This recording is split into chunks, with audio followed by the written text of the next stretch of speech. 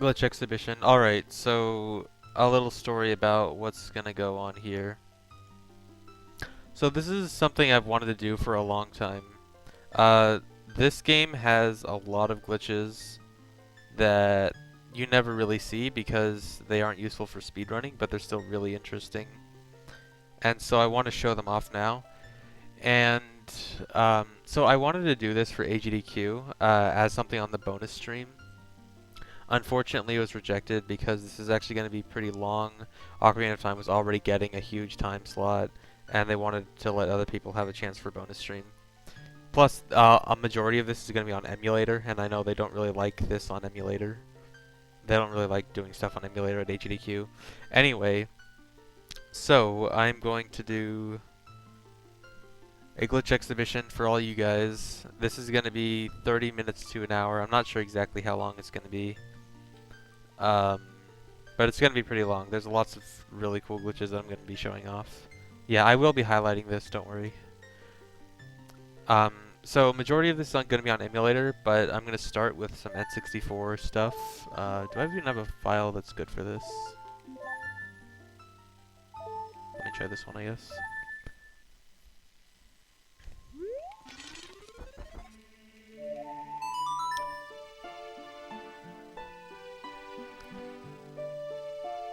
Alright, so first one that I can't do on emulator is Crooked Cartridge.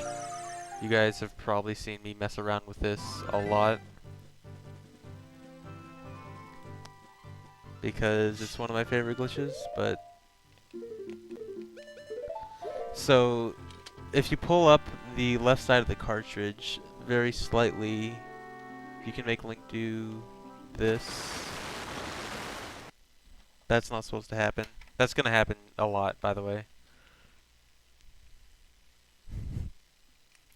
This is a very unstable glitch because it very easily crashes the game. Actually, let me see if I can just do it in this file. Where's this? Oh, you know what? This is perfect. Alright. Let me try to do it here. Oops.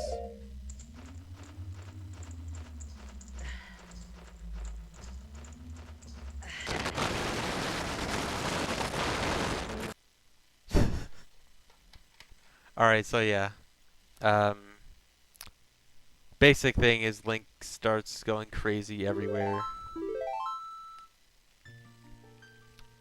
And you can use this. This isn't useful in speedruns. It's not allowed in speedruns because it is considered hardware manipulation.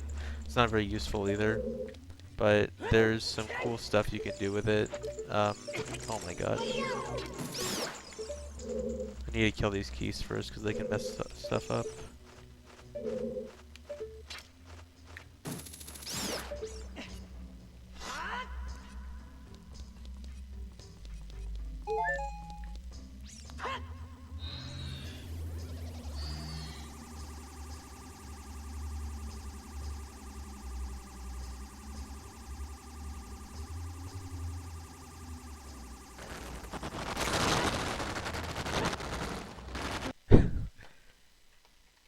Well, that's one thing.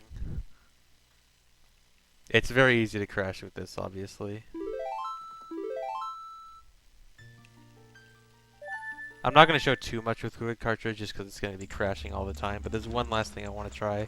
So you see Link like glitching out everywhere across the screen. Here's what it looks like from Link's perspective.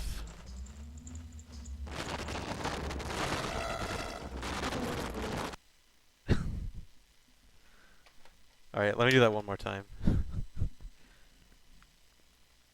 Yeah, dude, it's the great spin. It exists. Oh, I should change my title.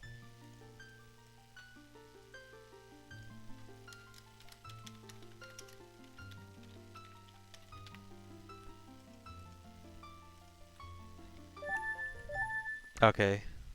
Let me try this again after killing the keys.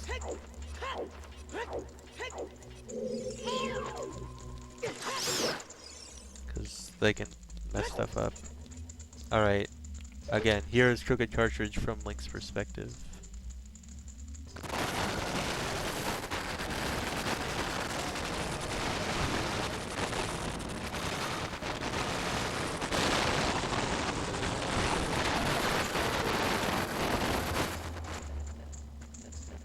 Alright, that was fun.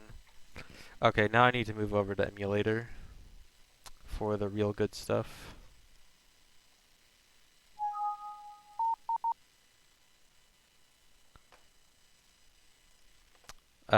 Screen's gonna be black for a minute. Don't panic.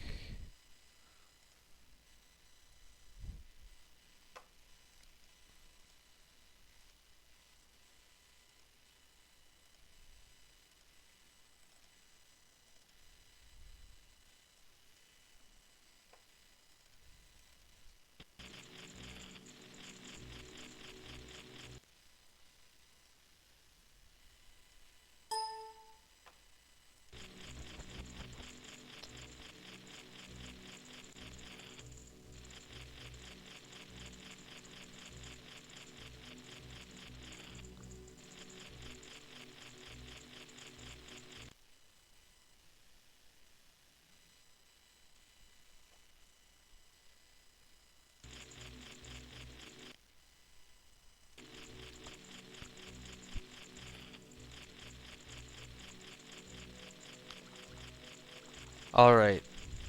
Hello.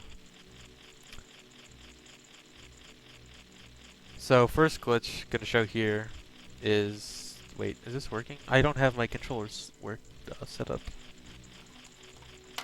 This is, I didn't like set this up extremely well, by the way. There's probably gonna be some hiccups in this. Alright, so first trick I want to show here is a fairly recent trick found earlier this year called action swap. Wait, I did this wrong. So what's going to happen here is I have the slingshot in my hand, and I'm going to enter the water and pull out something else. And then, like this. Didn't quite do that right.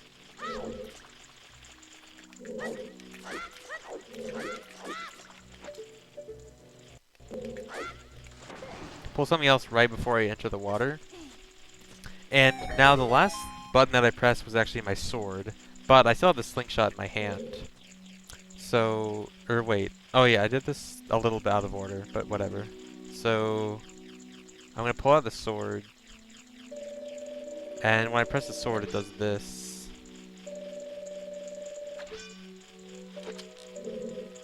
Wait, I did this wrong. Hold on. I forgot how I'm supposed to do this one. Actually, I should do this one later. Let me do the Deku stick one first.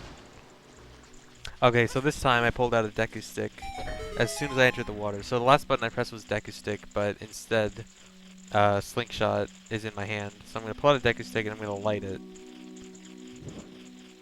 And this doesn't look quite right. And you also heard the sound of a pot breaking. For some reason, this glitch makes random sounds sometimes. Now, also, my Deku stick is not really correct. It extends infinitely in the opposite direction now. So I can do some cool stuff like this. And I also burned that web all the way from over here.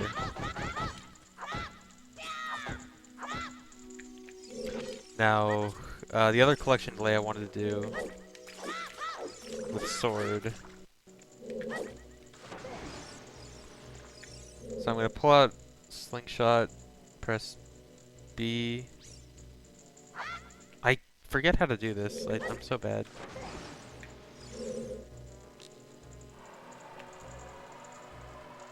And now there is the wasteland sound. This is the sound you hear when you're in the haunted wasteland, and you can make it play pretty much anywhere using this trick.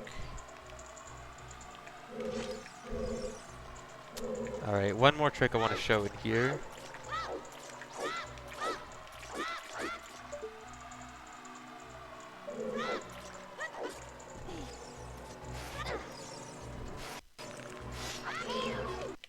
Oops.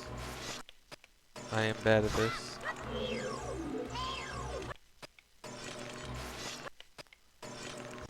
How am I gonna get ISG like this?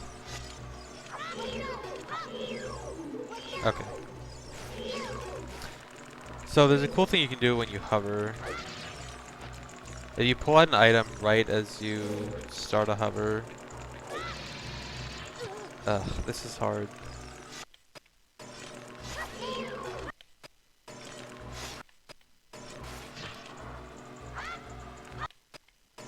Let me go get ISG over here. I'm using the L to levitate a lot during this too, by the way, because stuff is hard. Oh yeah, I'm doing stuff on English because there's some text glitches. And I thought it'd be better to show off those on English. Can't do this. Oh, I got it, but messed it up.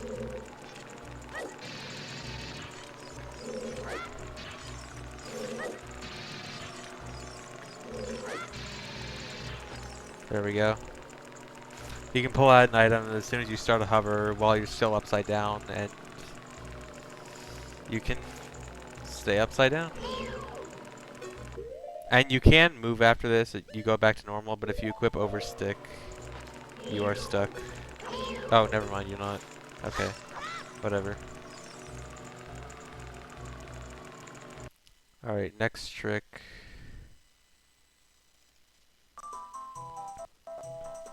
Alright, so in the Lost Woods, there's these... Every time you go through one of these black loading triggers, it loads the next area. Only 1 or 2 areas can be completely loaded at once. So it uses these load triggers. And you can actually load the same area multiple times by entering a load trigger from behind. So that's what I'm going to do here. I'm going to hover up.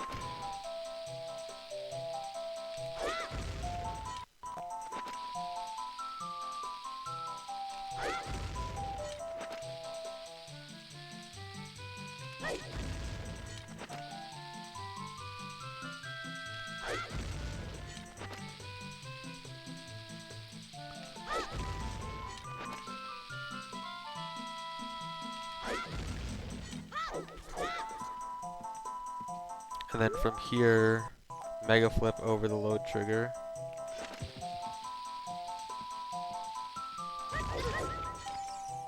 And now I'm going to enter it from behind. And every time you do this, you can reload the area. So, I'm going to do this a few times. Keep loading it. Let's do it, I don't know, this many. I don't know how many that was, probably 10. Alright, so now everything in this area is loaded like 10 times more. Putting this grass, you can keep cutting this grass over and over. Just keep cutting, get those bomb drops. And that lag you see, that was not the stream lag, that was the game lagging. Because it can't handle all this stuff. And lots of bugs here. Come on, game. You can do it. These bugs are too much for the game. And then there's a bunch of rocks over here, and they push you a lot. And the best thing about duping this area, though, is this guy. I duped the owl like 10 times, and now there are 10 of them. And they all want to talk to you. And yes, if you've ever seen my offline pick, here's the story of my offline pick.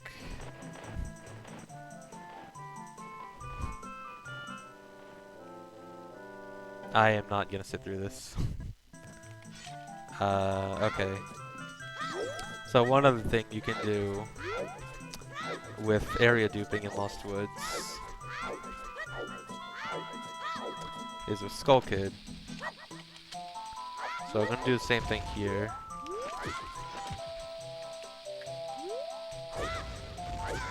Wow, cool. Pretend I hovered up here. I don't want to waste too much time.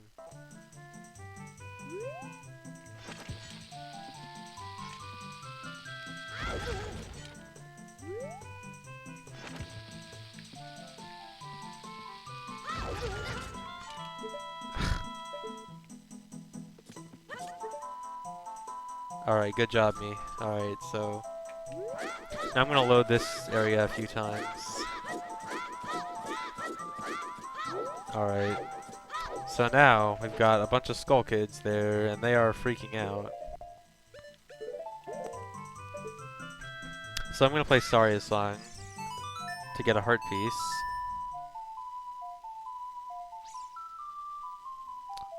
And then as soon as I play it, it's gonna prompt me to do it again because of all the other Skull Kids. So they're gonna keep doing this.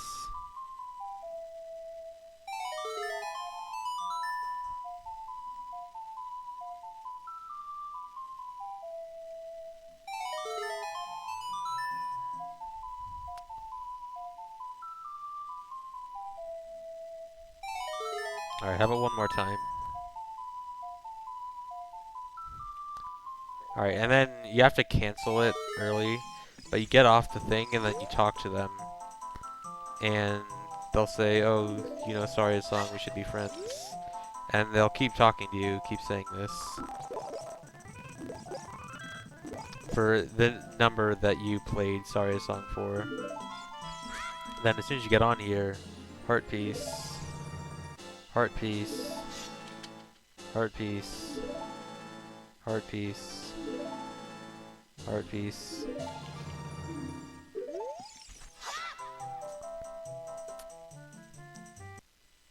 Alright, next trick. So there's something cool you can do with these tektites.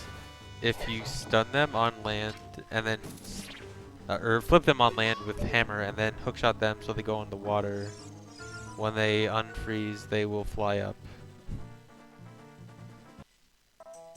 Oops.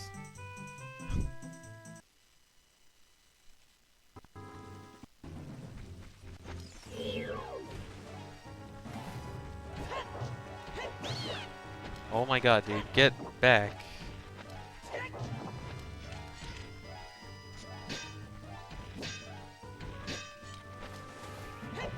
Let's do this one more time just because it's cool. Is that gonna work? Yeah. Alright, see ya.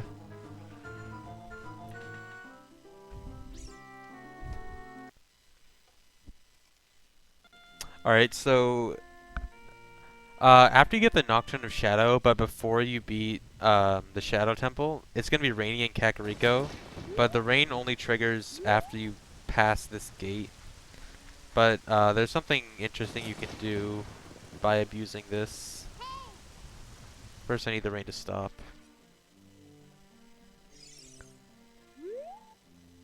Alright, so once the rain's gone, I'm gonna go through the gate, trigger the rain, and then leave the Hyrule Field as soon as possible. And when I load Hyrule Field, it's gonna be all green.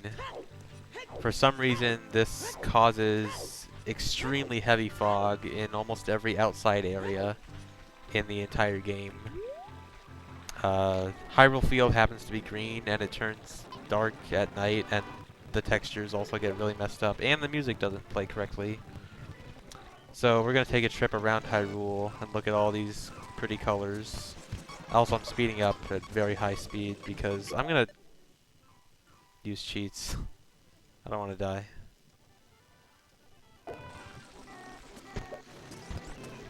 So here's how pretty Zora's River is. Let's fly up to Zora's Domain. Zora's Domain is nice and black.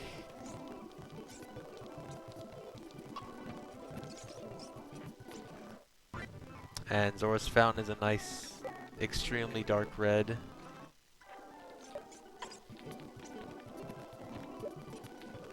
Hello? Where am I? I don't know where I am, dude. I can't see it. Okay, wait, I think I know. Okay. I know. I still don't know where I am. Dude, this is impossible. Okay. Alright, let's go check out Lost Woods. Lost Woods is very dark red with lots of things not... lots of textures not loaded. This area is really strange. I think Kakiri Forest actually deactivates the glitch, so can't do anything Kakiri Forest. Go back to Hyrule Field and head to Lake Hylia.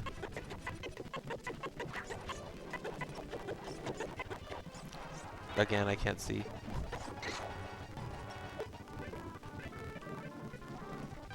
Like, Hylia is actually pretty interesting because the textures get most messed up here.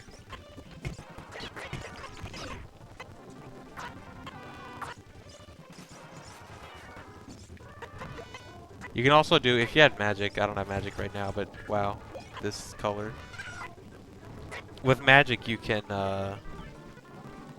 like, store a spin attack, use a spin attack, and the texture won't load for like 10 seconds, and it's really weird. Yes, this works on all versions. Alright, let's go to Gerudo Valley. Gerudo Valley is also green, and I literally cannot see anything.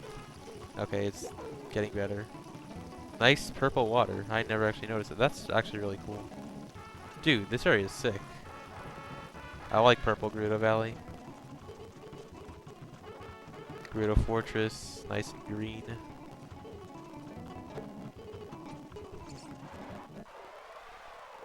Wasteland is also pretty green. And then I think Desert Colossus is the last place I can actually show. And I think it's orange, or, okay, I guess not. It's this weird color, I don't know. But yeah. So that's a pretty interesting glitch. And the textures are messed up again. You can see the levers rising from the ground. That's pretty cool. Alright, next trick. Okay, so when you super slide off something, you have to grab an object, and after you let go of a super slide, you pick it up. So I'm gonna super slide off this rock here, and then put on hover boots, and I'm gonna try to pick up the rock as the hover boots are activating, and then fall, and it cancels the grab animation, and now I am walking around with a giant rock. And Link is not holding this rock. This is like inside Link's body.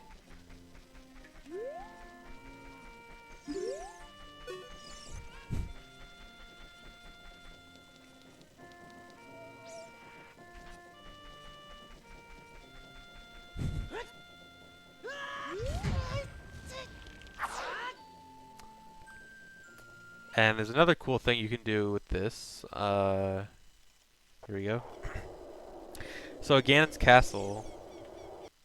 I think you need Neighbor's Love for this. I've never been able to do it without Neighbor's Love. But you can do something similar with this one, except instead of making it your body, what you can do is lift it while super sliding. And then when you throw it, it does not throw it where it normally is supposed to go. Even though you see the dust there. It actually is thrown relative to where Link is, in this case, on that. And you can even, let me try this again. You can even throw it on the castle itself. Let me see if I can do that. You need a somewhat precise angle for throwing it on the castle. That's not gonna work. But actually this is gonna be cool anyway. Because you can throw it. Okay, that's not good.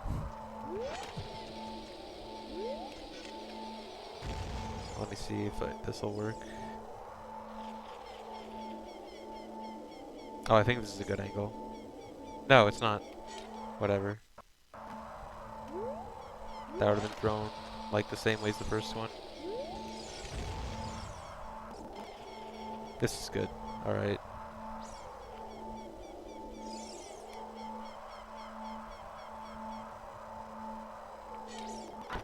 So with this angle, look at how high the thing was all the way back there. And where it was thrown was directly into the castle. And I was trying this for a long time last night, but I have this idea. I think if you can like get this extremely precise throw, you might be able to throw it like right on the edge of the castle over there. And use it to super slide too, because a super slide just barely doesn't reach it. But maybe if you do it with that, it could reach. I don't think it'd actually work, but if that could work, it'd be incredibly sick. And having a real use for A trick like that would be amazing. Okay, so next thing I want to do is watch the Goron Ruby cutscene while wearing the iron boots. So, you're not supposed to see this cutscene as adult at all, especially not while wearing iron boots. And something pretty interesting happens when you wear iron boots during this.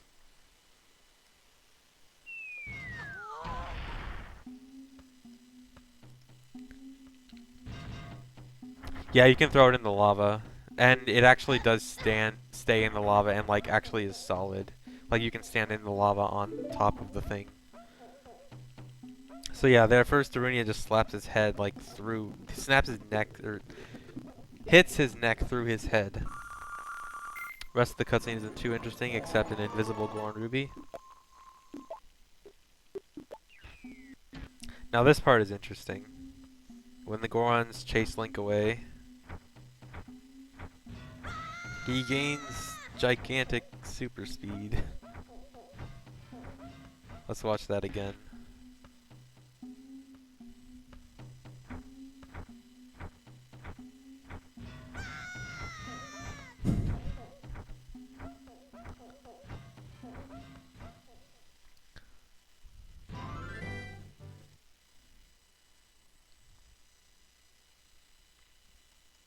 Alright, one other thing I wanted to show with King Dodongo is King Dodongo has some kind of weird AI.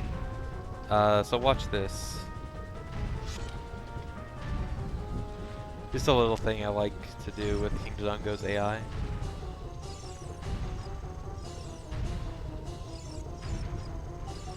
Hover Boost unfortunately doesn't do anything interesting.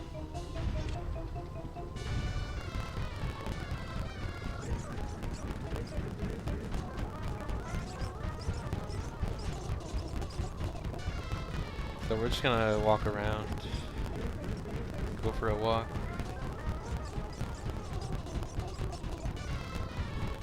And he will never do anything. You just stand here doing nothing and he'll just keep walking.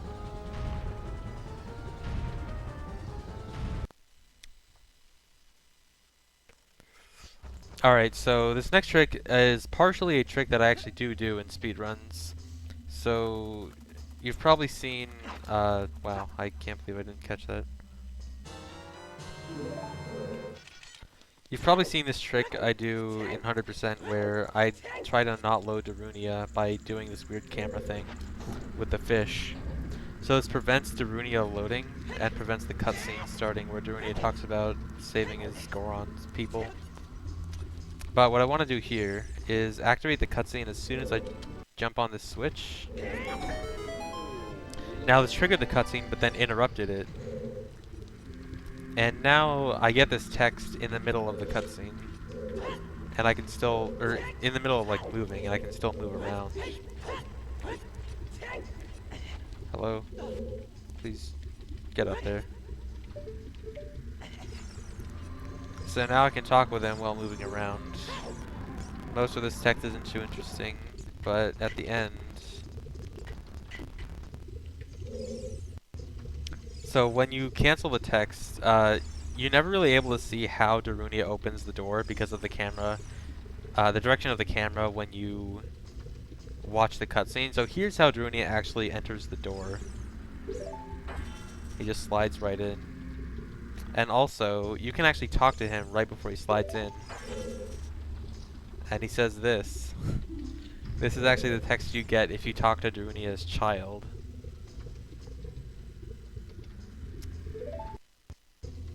And one last thing.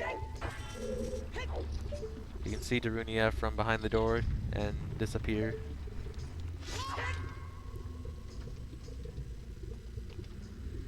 See ya. Okay, so this is a bit random, so this might take a while to do, because I don't really know how exactly to make this one work all the time. But when you use the hammer on these Deku scrubs, it actually makes them all pop out of the ground. But they all go right back in the ground. But there's something interesting you can do with this.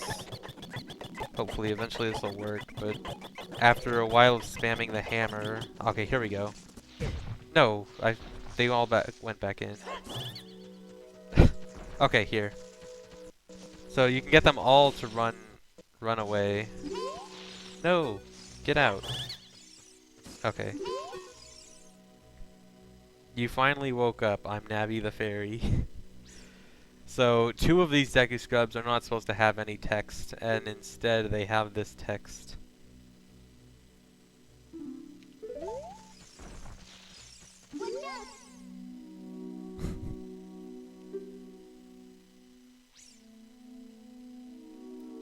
So yeah, that is Navi the Deku Scrub.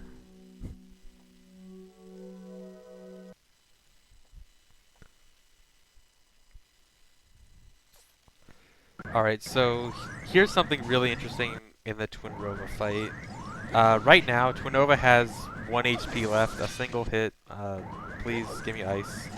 A single hit will kill twinrova. Give me ice, dude. Okay, here we go. A single hit will kill twinrova, and when I kill twinrova, I want that that effect to hit twinrova after twinrova dies. So that will do something interesting. So I hit twinrova right as that last effect was hitting twinrova, that last ice effect. So now what I'm gonna do is I'm going to sit here and do nothing for a long time. So how's everyone's day going?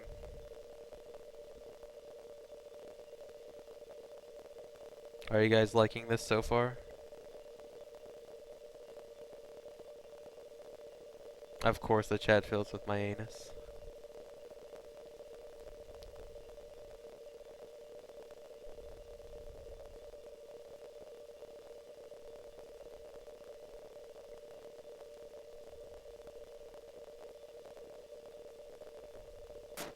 Whoa, I heard something. What happened?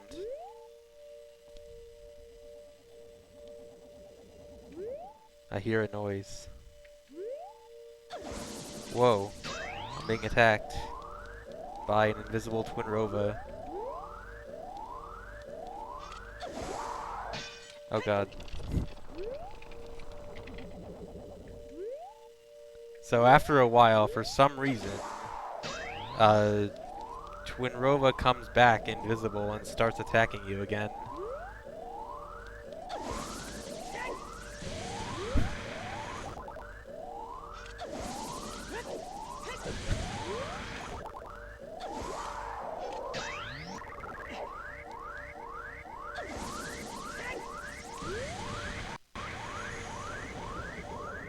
Also, I don't know where she is. Like, she always shoots from this direction, but she isn't actually at that spot, so I don't actually know where she is.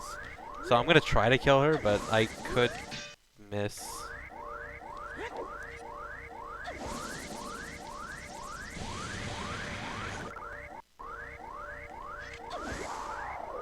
Alright, she might be there though. Nope, that's not it. That's not it.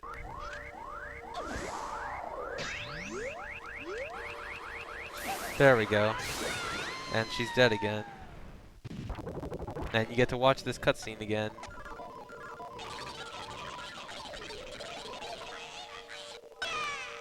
Oh yeah, they did say they'll come back to haunt you.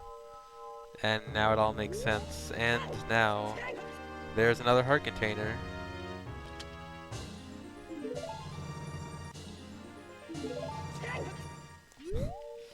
So you can dupe that heart container. And I think you can repeat it again, but it kind of gets long after that.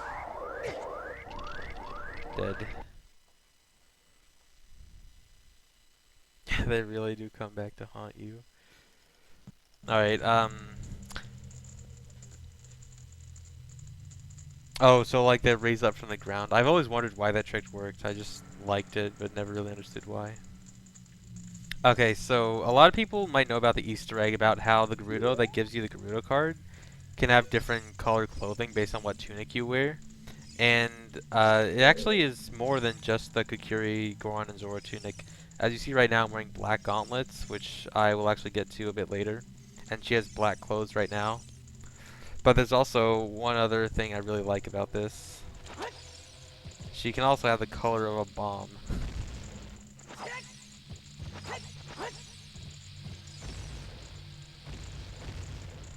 Yeah, interesting clothes there.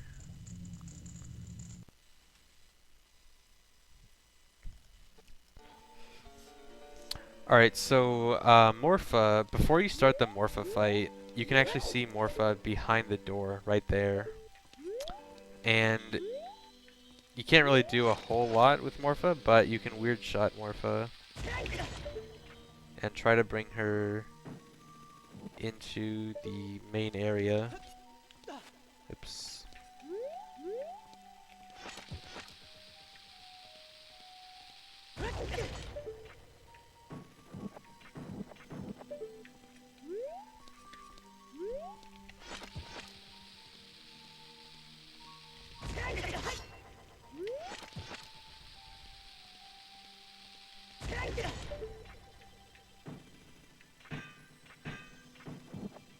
Alright.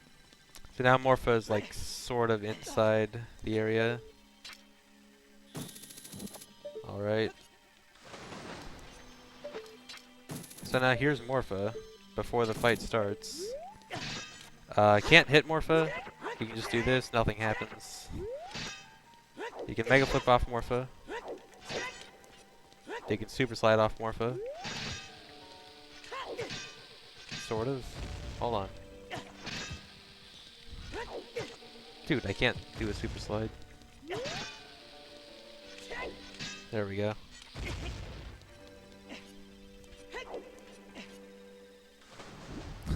Hey guys. So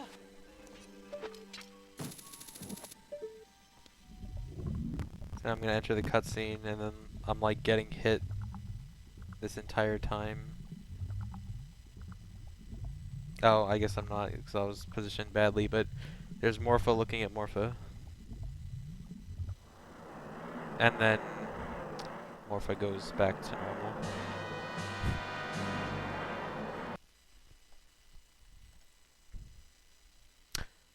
Alright, so next glitch I want to do, I'm going to set Farore's Wind here in Water Temple. As you can see, it's set here. This is going to be important for the next trick I want to do, which is at the tent in Gerudo Valley. I did not load the right save state. Alright, so there's this interesting glitch with Epona, specifically with this tent. You can kind of get in this tent with Epona by kind of running at this side and then... Alright, there we go. So Epona is not supposed to be in the tent, obviously. And so the next time you enter any area with Epona, you'll automatically be on Epona. Because Epona can only enter certain areas, but the game thinks that you have to be on Epona right now. So I'm going to warp to Lake Hylia, and I'm immediately on Epona, and I'm also invisible. And I'm nowhere. Just kind of not there. Drop bombs. And they don't move until I throw them. So you can do some interesting stuff here. If you try to go into first person mode, you automatically go beneath Epona.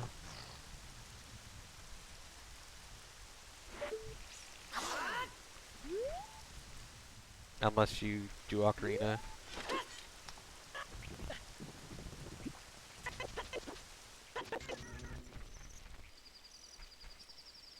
You try to pick up grass. And then you like move really far away from it before you throw it. Cool stuff like that. But the more interesting thing here, what I want to do is I'm going to warp back to the Farore's Wind point I set back in Water Temple. No, Epona cannot go in the volcano, unfortunately.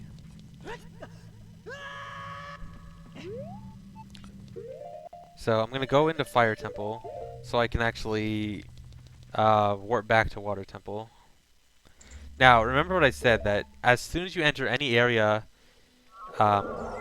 you will immediately be on Epona. So when I exit the water temple, I'm on Epona really high up above Lake Hylia because Epona cannot go in the water. And also, the water is apparently hitting a ceiling that is... The water, like, actually hits where Link's height is. So you get this nice water effect here, as if there's a ceiling here. So now Epona is above Lake Hylia, can't do anything. Midair, just stuck here. Even if you're swordless, you can't do anything. Can't move forward or backwards, just like run for a little bit and then get scared. Now, I mentioned being swordless. Here we go. So, when you don't have a sword on your B button, you can do some interesting stuff on Epona. And by interesting stuff, I mean you can use any item while on Epona. Like bombs. Bombs don't do anything though, they just kind of hit you. You can use the Ocarina and just fall off Epona. And you can kind of control both Link and Epona at once. What I want to do here is use the hook shot and hook shot something and then go back on Epona. And now I actually stored a hook. I stored that the game has to send me somewhere because I just hookshotted something. So I'm going to get off Epona and go flying. And you can actually go much higher depending on how high you aim your hookshot. And also just do it by playing the Ocarina. And I got up on the tree and I fell. But yeah, so interesting stuff with, oh, one more thing I wanted to do. If you use the hookshot while actually on Epona, instead of getting off Epona first, hookshot that, and now you're flying with the hookshot chain. And this can go very long. You can extend it really far.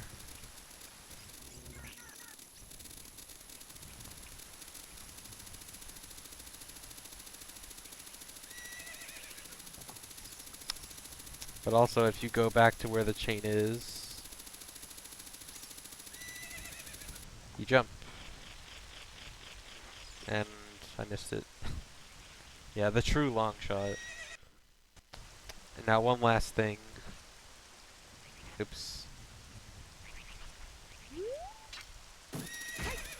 Oh, I did that wrong.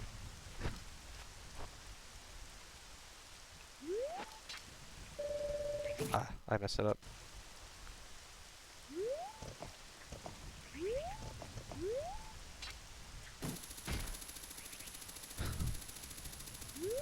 You can do this and make Link do this really weird pose.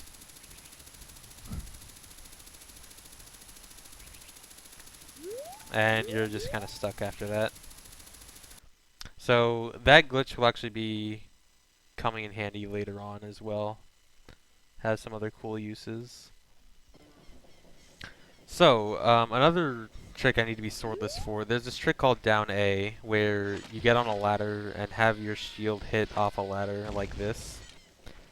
And this makes the down, your A button permanently stay down, and this has some odd side effects. And I need to be swordless for this because being swordless while doing this also allows me to use items. Normally, while using down A, you can't use items, and I just messed it up. Oh my god.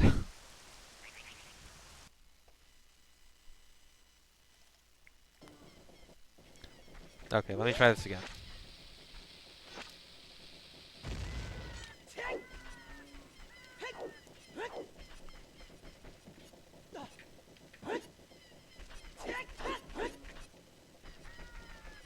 This also causes your camera to be really weird. It's actually kind of annoying, but whatever. So what I want to do is get up on this house and talk to this guy. This guy wants to give you a heart piece. He says, "Oh yeah, good to see you again. Here's a present." And he doesn't give me anything because this glitch kind of delays him giving you a heart piece. Like, delaying any kind of action, actually, like receiving an item. But the game still knows that I need to get that item. So I'm going to equip Sword and deactivate this glitch. Get out of bounds here. So now what I want to do, whoops, I triggered it. No? Okay. So now what I want to do is trigger the heart piece as I fall out of bounds. Didn't get it there. Alright, here we go. So I got the heart piece, but I'm going to fall out of bounds. Oh yeah, I forgot to mention, I already had 3 heart pieces before this. So, quick explanation of how heart pieces work. So now I have this really glitchy heart piece thing here. So the way heart pieces work is, when you get 1 heart piece, it adds a value of 16 to your heart total, and once you get 64, it goes back to 0. So 1 heart piece, you get 16, 2 is 32, 3 is 48, and then when you get the 4th heart piece, it goes to 64, and then as soon as you close the text box, it goes to 0 and gives you an extra heart. But it went to 64 without giving me that extra heart. So now I have this really glitchy heart thing. Now let's go get some more heart pieces and see what happens, because interesting stuff happens. Spoilers. Come on.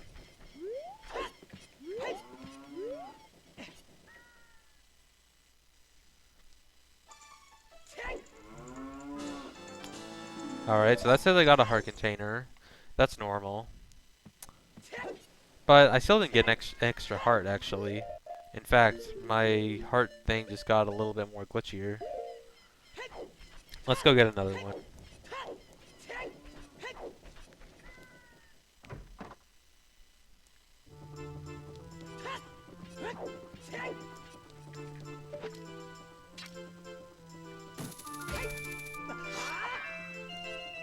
I failed it. Nice.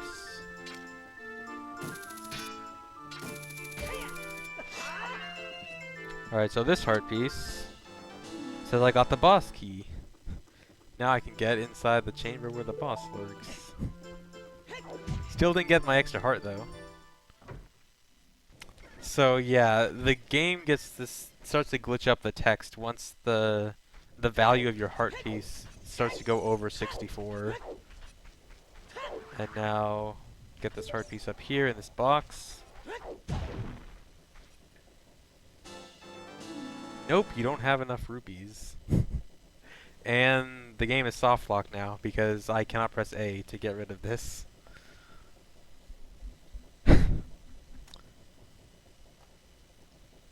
So rip.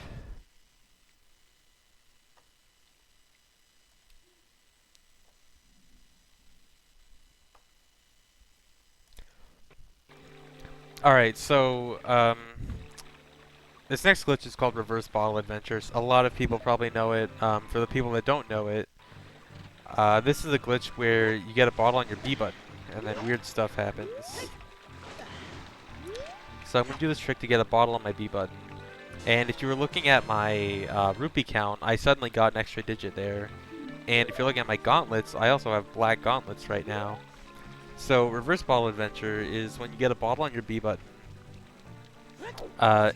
It writes a value to memory addresses based on the item you have on C right.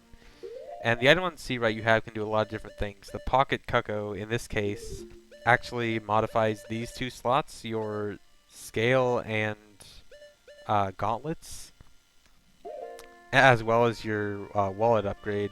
And there's actually some interesting other colors you can get for gauntlets, like black here. And if you have other upgrades before you do this, you can also get green, blue, and bronze. But those are a little bit time-consuming to set up. So different items have a lot of different things you can RBA, like Kajiro.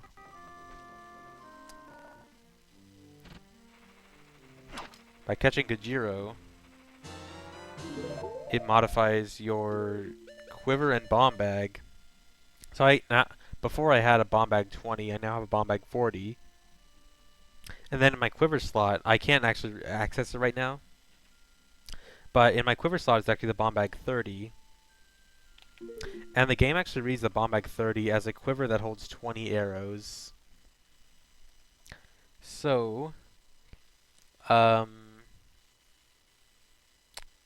There's an interesting thing that happens when you have a quiver with 20 arrows. Actually, hold on. Need to turn off some cheats.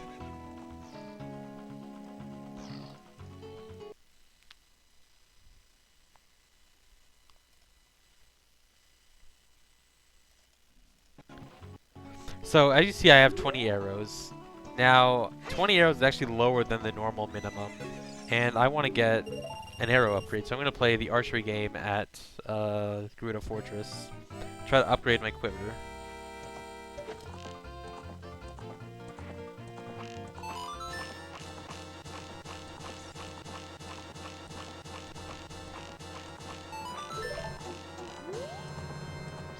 Alright. So now I won. She's supposed to give me a quiver. And I don't get anything. But for some reason my A button says open. So I'm going to press A and open this chest. And I got a spooky mask. And my A button still says open. And I can open it again for another spooky mask. And I can open it while standing on the box and stand in midair. And get another spooky mask. And so the interesting thing about this is the item you get from the chest can actually be different on different versions. On 1.1 and GameCube versions, you actually get fire arrows. And on Master Quest, you get bombs. So, now that didn't upgrade my quiver, so I'm going to try the other place I can upgrade my quiver. The shooting gallery at Kakariko. So I'm going to try to win this, and hopefully this guy will actually give me an upgraded quiver.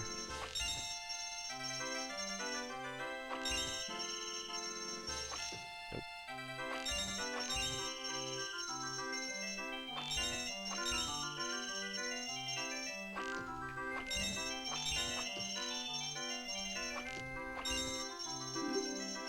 Alright, he didn't give me a quiver either. But this time my button says grab, so I'm gonna grab the archery guy and walk around with him, and he has no legs.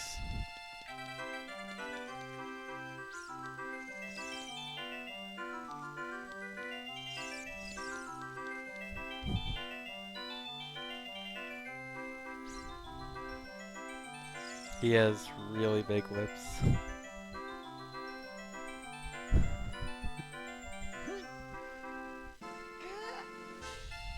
And you can actually play the game again if you read this sign and then talk to him. And you can repeat the whole process.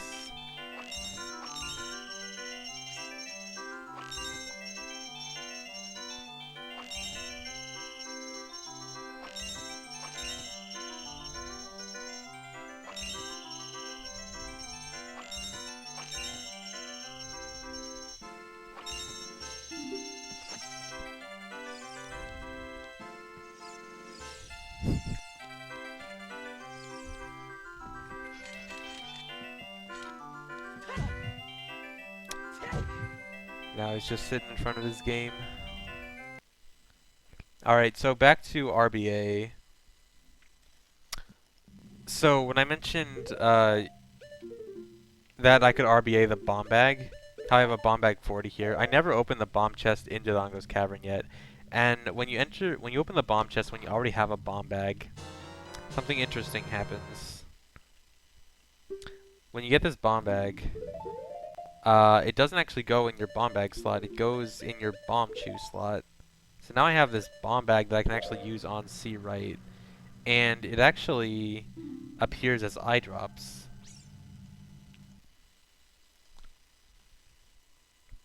Now, the eye drops, they sort of do work for Goron, and sort of don't. If you just go straight to Goron and give it to him, nothing will happen. But if you give him the Broken Giant's Knife and get the prescription, if you at least have the prescription, then you can actually give the bomb bag to Goron, and he'll think you gave him eye drops. So the bomb bag works as eye drops. Now, as I said earlier, RBA works based on the item you have on C right.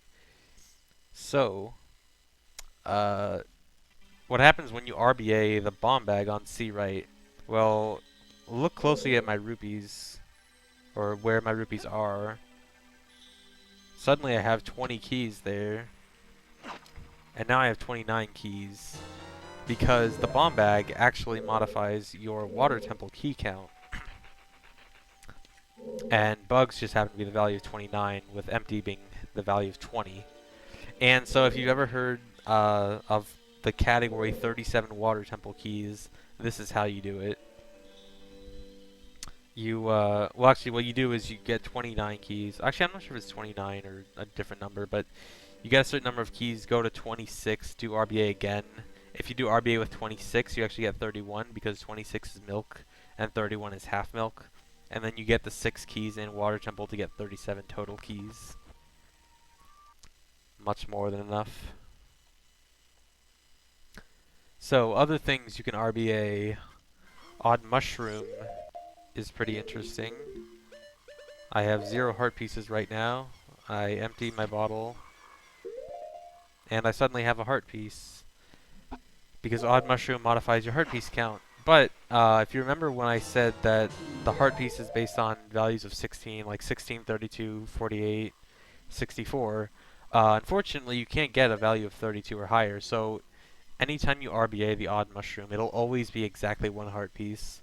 Now this means that both you can get a heart piece if you have 0, but you'd actually lose heart pieces if you have 2 or 3 before you do it.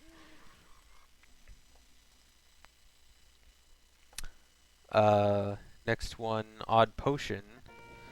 With odd potion on C, right?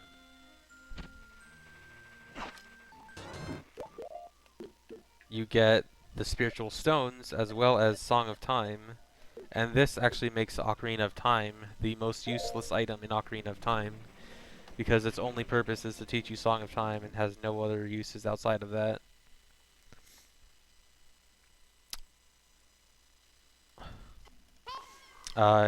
Next in the trading quest would be Poacher's Saw. Poacher's Saw gives you songs, or at least some songs. Mainly these warp songs as well as Zelda's Lullaby, which was useful in certain speedruns and sort of is in some categories. Dropping the bugs is you need to update your B button to activate RBA. Every time your B button is updated with some new value, it triggers RBA. So that just made RBA trigger with a value of 20 because empty bottle is 20. And then catching it with bugs makes it 29.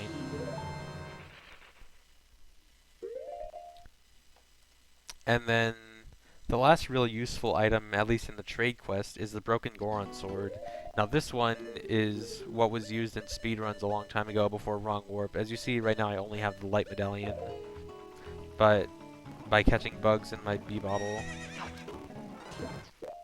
I get the Shadow Spirit, Water, and Forest Medallion, and it deletes the Light Medallion. And long time ago, back before Wrong Warp, we used this to get the Shadow and Spirit Medallions, and that automatically triggers the Light Arrow cutscene, which allows you to go beat Ganondorf and Ganon. Now, a lot of you probably already knew about most of that RBA stuff, but here's a more interesting one. So, the Bunny Hood is probably one of the most interesting RBAs you can do. So I'm going to buy a Magic Bean from the Magic Bean salesman. Says they're not selling very well, 10 rupees, alright, I'll buy one. So now I'm going to RBA the Bunny Hood.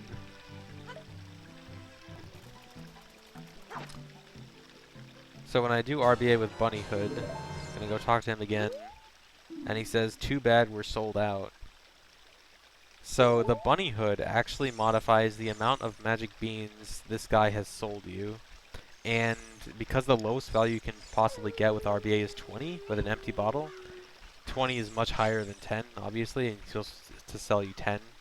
You immediately sell him out of the magic beans.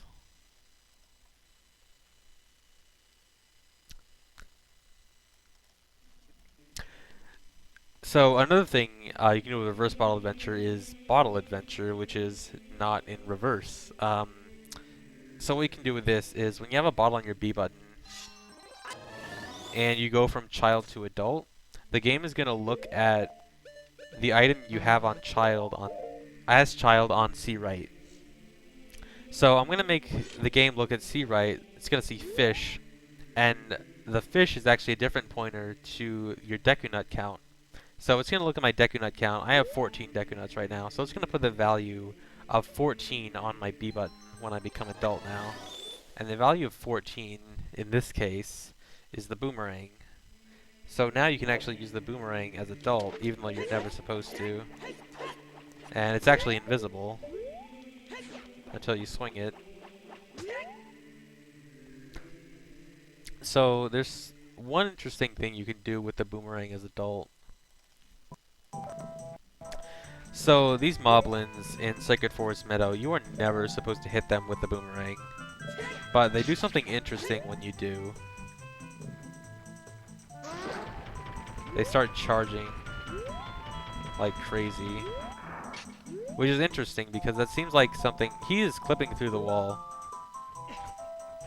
He is not going in the right direction.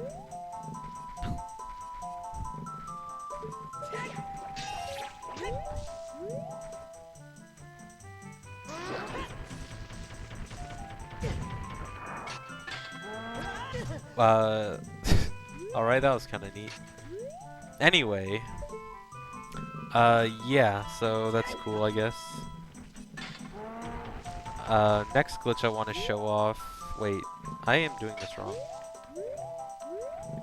I need to go over here. Or wait, how do I do this again? I am dumb.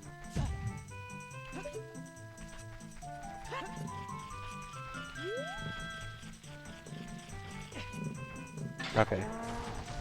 Next glitch, I'm gonna get this Moblin to charge at me and follow him, and he falls in the water because he is supposed to keep going backwards. So now the Moblin is underwater, but he's still acting like it's all fine. So I'm gonna make him attack me. And I can't pause because of the stupid text.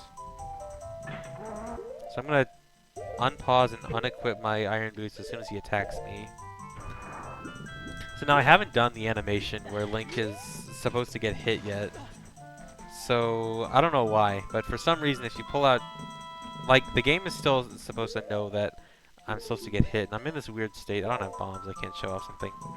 Anyway, I'm in this weird state where I'm supposed to get hit, but if I pull out the hook shot, I start doing this thing. And now I'm jumping around everywhere. And I'm moving very slowly, and I can't do anything else.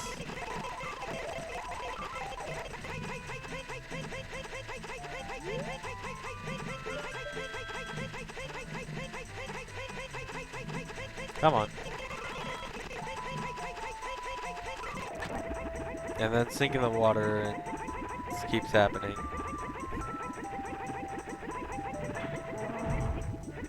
Even after I get hit. And I'm just kind of stuck like that.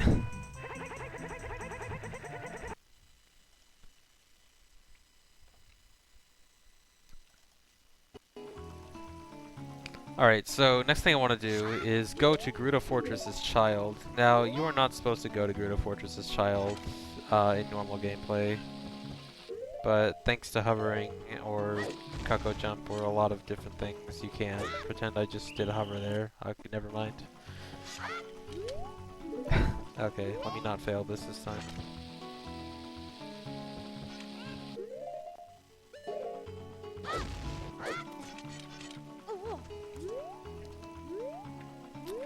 Alright, so I'm gonna go to Gerudo Fortress as child, something that is not supposed to ever happen. And there's some interesting things there as child.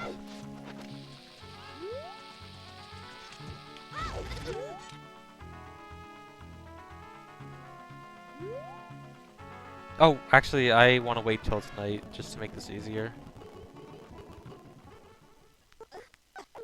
Okay.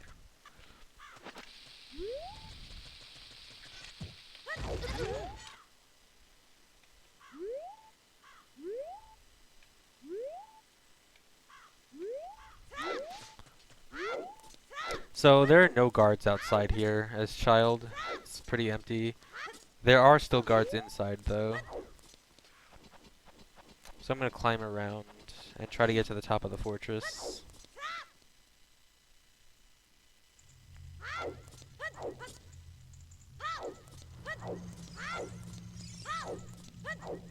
Guards can't see me very well since it's night.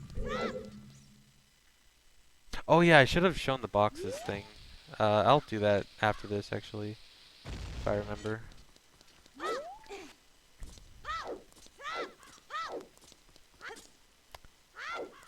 So using ground jump and an upcoming mega flip, you can get around the entire fortress as child, even though you're definitely not supposed to. And I'm gonna open that chest over there.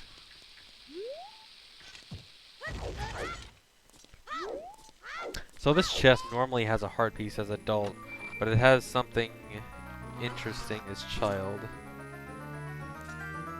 It instead has the odd mushroom.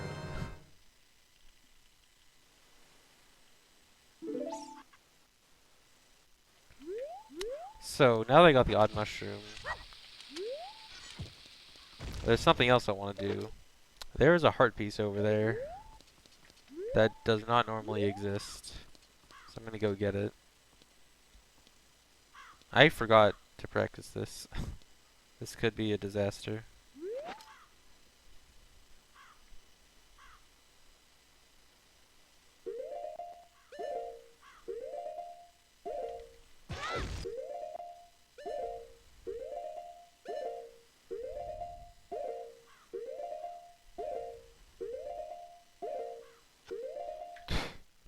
Dead.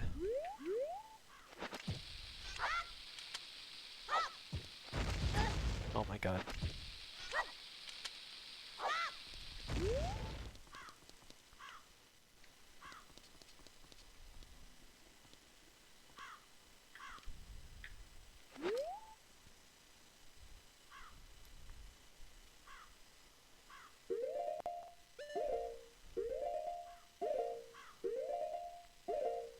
The reason you can't put Deku Nuts directly on C right is because if you just put Deku Nuts, the game just reads that as the value of 1, which is Deku Nuts.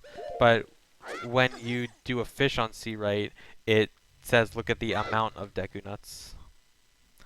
So I can do that mega flip, out of bounds, enter that loading zone, get up here, and I now have the hidden 37th heart piece that is not supposed to be here. Most likely explanation for this is like Gerudo Fortress was originally supposed to be accessible as child, and then turned out not to be. Oh yeah, let me go show the boxes thing. So one other thing I forgot to show. You're not supposed to get here either, and you see these boxes stacked up like this. Yeah. This one just kind of floats around.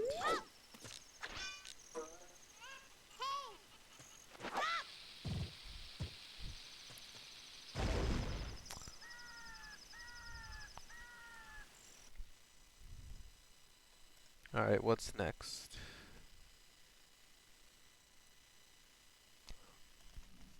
Alright, so, yeah, some of you guys were mentioning that you remember hearing of another extra heart piece. Well, there is, and I'm going to show that now. This is actually one of the most complicated tricks in the game, in my opinion. This is actually this one trick itself is gonna take a while. Oh, the tent loading zone. Actually, yeah, let me show that real quick too.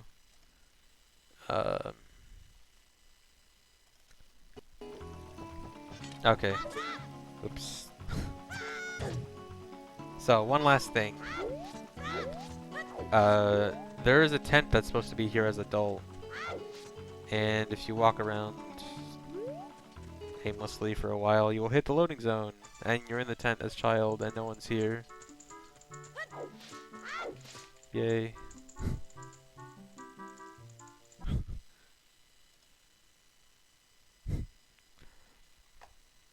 Anyway. Alright, so on to one of my favorite tricks in the game, and definitely one of the most complicated. So first thing I need to do is enter Jabu, and I need to do it as adult, and I messed this up. I forgot the setup. How do I do the setup?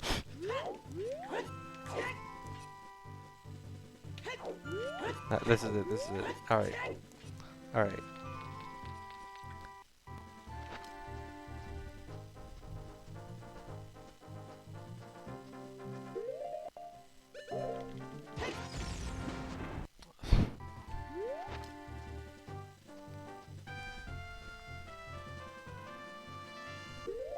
This is not gonna work.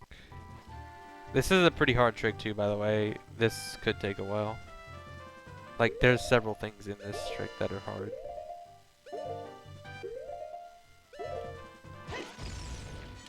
Alright, so I'm right above the water level, and what I want to do is mega flip into the ice, and then the loading zone exists below the ice but above the water level. Come on.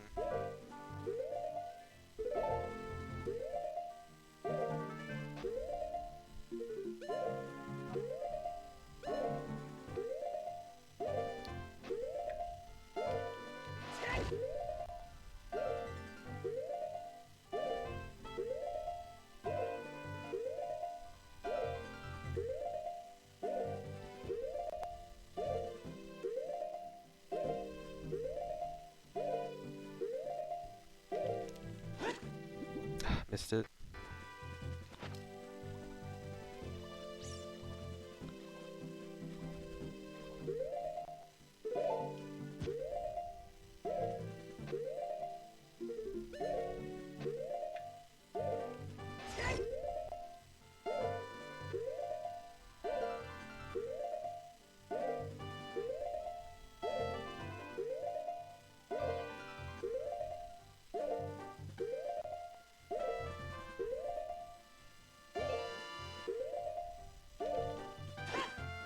Hello?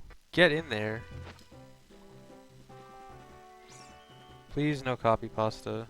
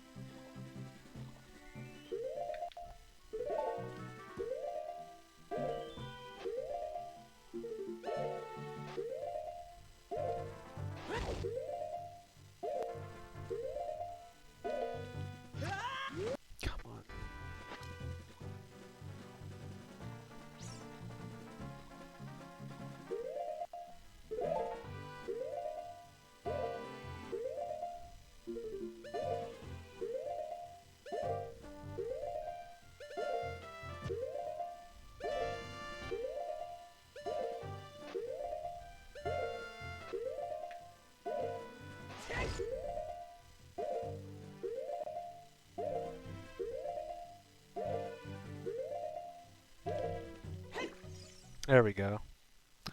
Alright, so I'm in Jabu now.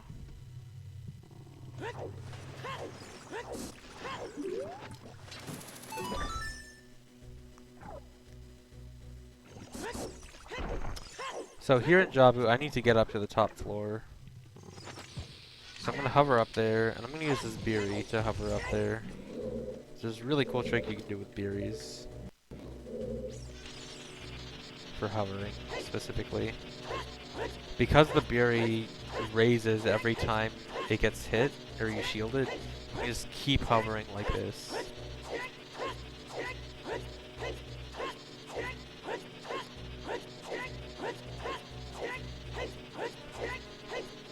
So keep hovering up and up, and this is a nice way to get to the top platform.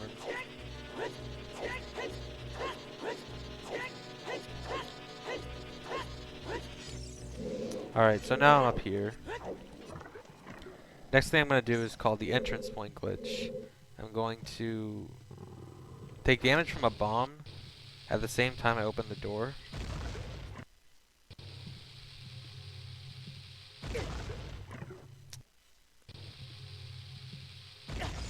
Come on. Here we go. So now the door stays open because it doesn't close until you get far enough away from it. So now I need to hover up near the top of the door.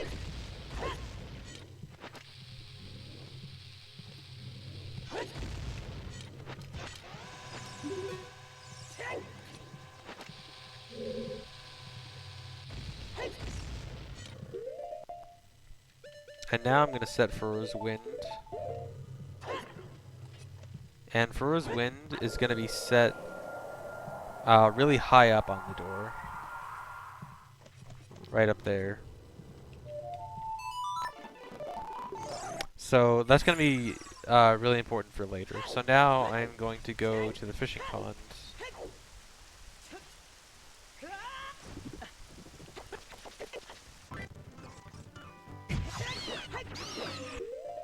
So I need to go to the fishing pond, and what I'm going to do is end up losing my sword. Come on.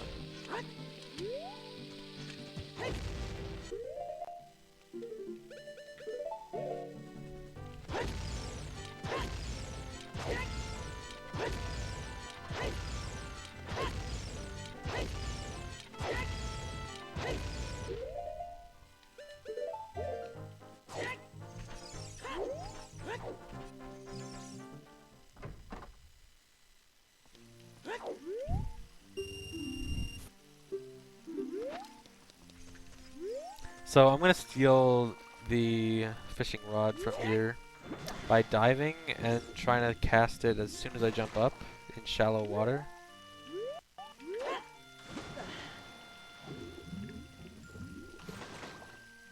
Come on.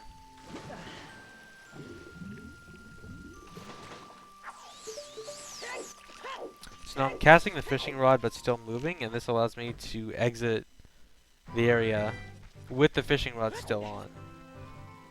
So now I'm going to go in the water and dim my B button, because when you go in the water it dims your B button. And then pause and unpause, and I'm now swordless. So this is going to be an important part for a little bit later. Next thing. So now I have that stuff set up. I'm going to go to King Zora and get the eyeball frog. And now the eyeball frog itself isn't important, I just need the timer.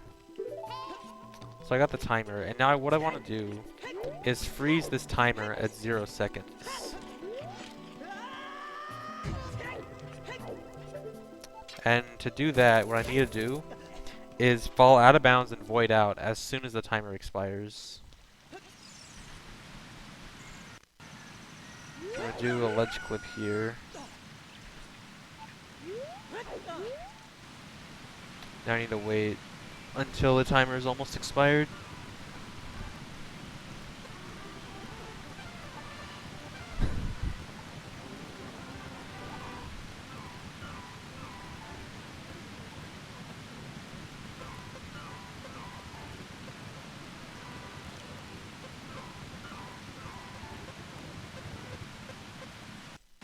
Now this is actually a bit harder on the English version, so I might fail this a few times.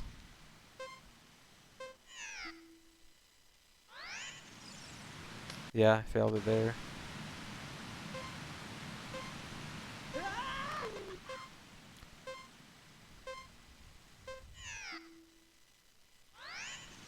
Also failed it there.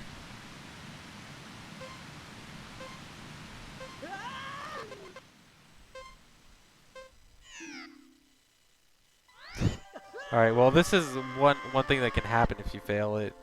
It's actually a void warp into Zora's domain. I get spawned way out of bounds, but that does not really help. That's not really helpful. Keep failing it, just a tiny bit late. No.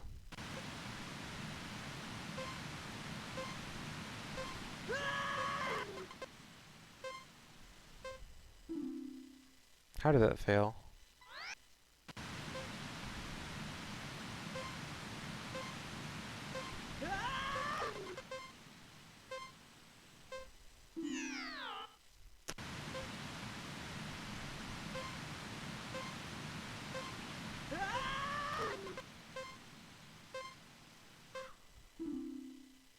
Hello? I'm doing this too. I'm messing with my timing really bad. I was timing this wrong.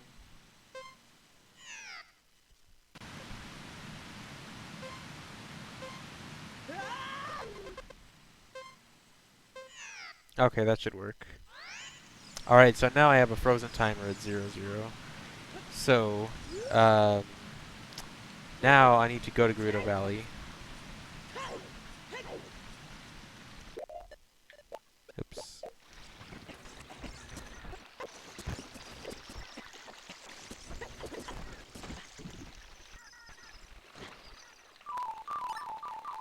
Call Epona.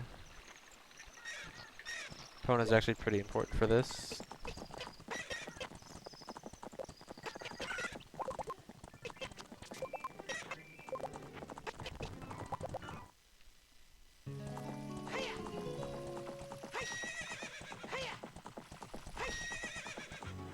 Come on. Alright, so again, because I'm swordless, I can use items while on Epona, like this. And what I'm going to do here is store using hookshot on Epona. So now I have this hookshot jump stored, and as soon as I get off Epona, I'm going to get this huge jump. And I can also use Farore's Wind on Epona here now. So now what I want to do, I can't save state here. I need just a second. I need to restart the emulator. Something messed up.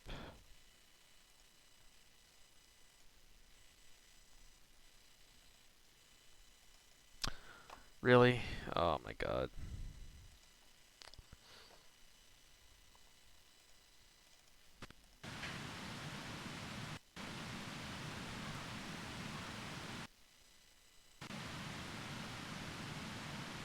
Okay.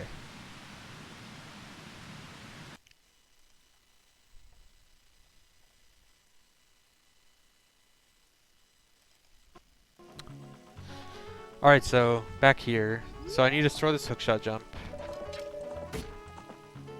and get on Epona.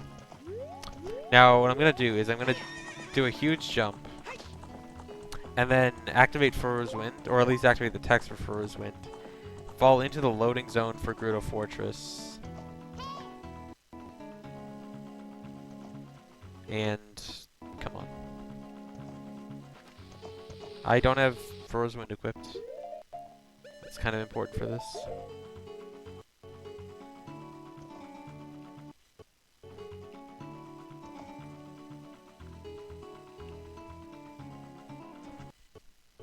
Now I need to activate Farore's Wind as soon as I enter the loading zone. This is frame perfect.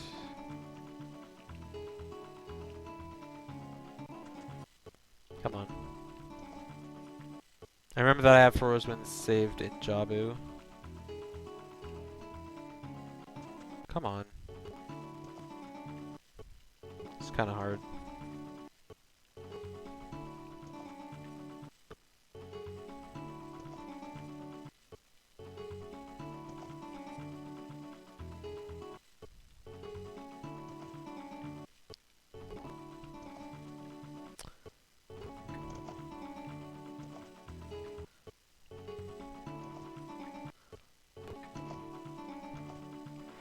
This is sometimes really easy and really hard.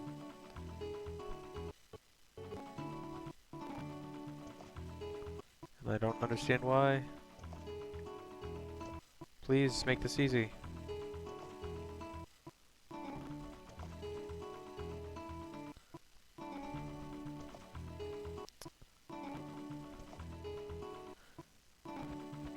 I'm gonna go redo this. Sometimes the hookshot is just not set properly or something.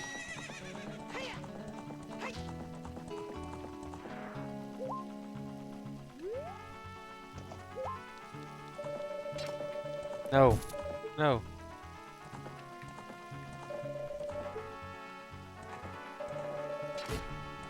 Okay.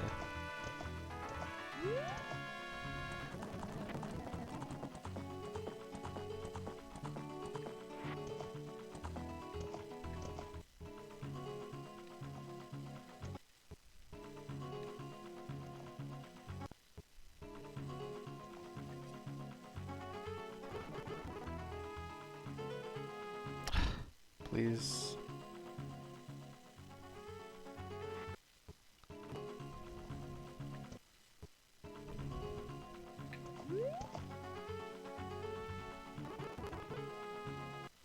can't do this.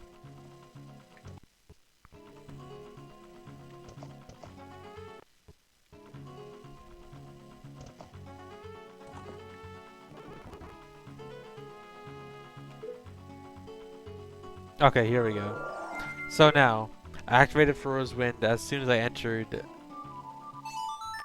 Gerudo Fortress. Now, the reason this is important is, first of all, I need to do one more thing.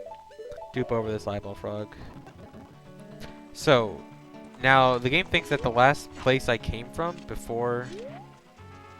this isn't... Oh my god, Epona. So the last place I came from before entering Gerudo Valley, or Gerudo Fortress, was actually Jabu. And when I dupe over the eyeball frog, or when you dupe over a trade item, the last place you entered, it takes the last place you entered when it expires. So the way it's going to expire is I'm going to talk to the Gerudo lady and try to play the game. And this is also frame perfect. Say yes.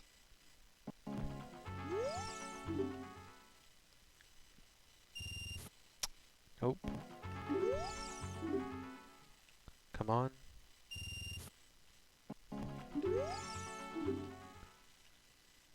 This is hard.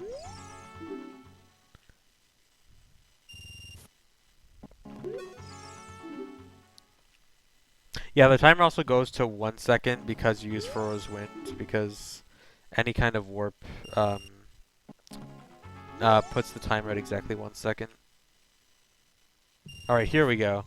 Alright, so the timer expired at the same time it started the game, so it did a wrong warp. The wrong warp being the cutscene offset of the Archery game plus the last exit I came from, which was Jabu, from the Farore's Wind.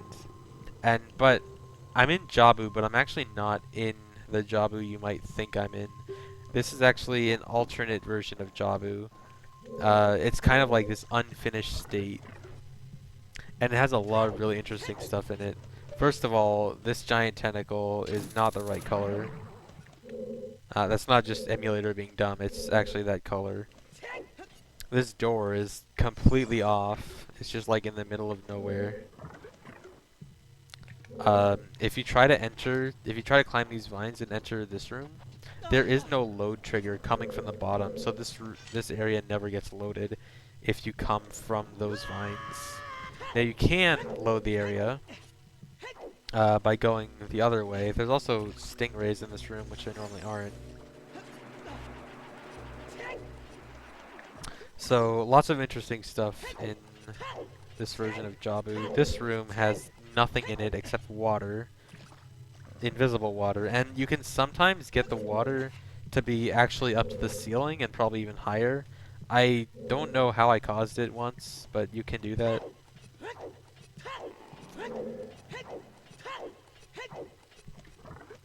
And in this room, there's 2 Octoroks instead of 1. There is still the platform, though. Gotta wait for the platform. And now, here, there's actually this extra layer of the water texture above you. Even though it's not actually water. So now, you can actually load this room. And there is the Gerudo cutscene. No one wants to watch it. You can skip through it.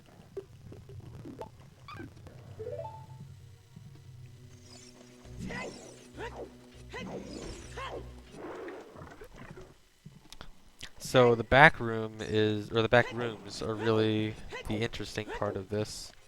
So I want to get past this slimy thing, and I have a fairy. So that fairy is gonna, I also have infinite health on right now. That's kind of counterproductive. Alright, so I need to take some damage.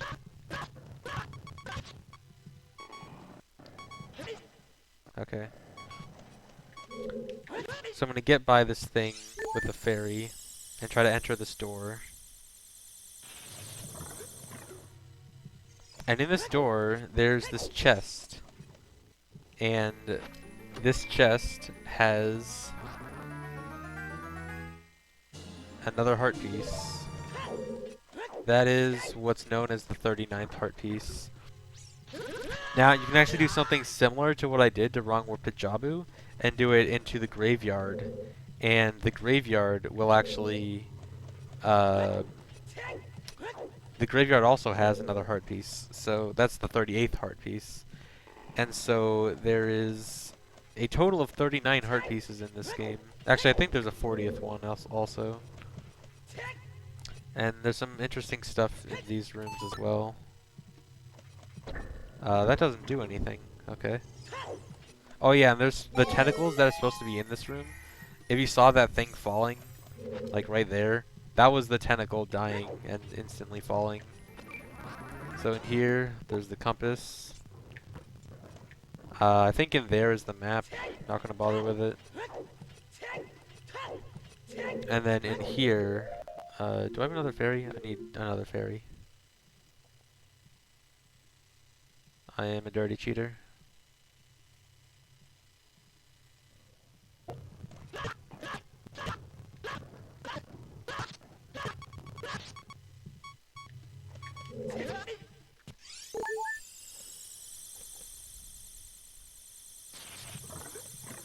And so here is probably my favorite room in this glitched version of Jabu.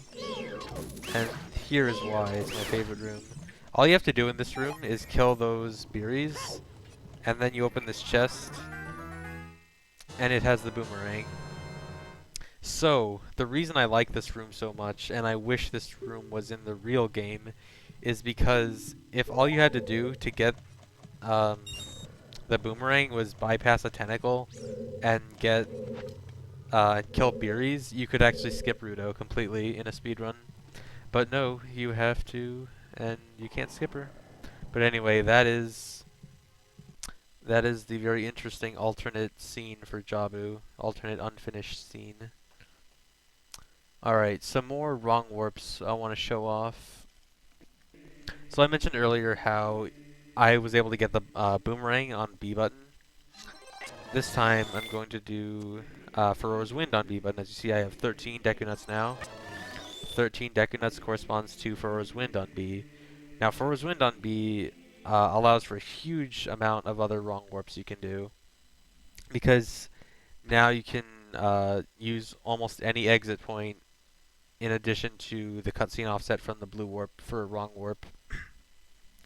So there's lots of interesting stuff you can do. Here's a few of them. First one, where is my save state?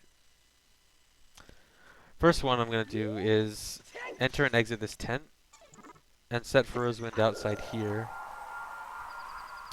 Farore's Wind outside this tent plus Dodongo's Cavern Dodongo's Cavern blue warp. Where is it? So now I'm going to try to activate Farore's Wind on this blue warp.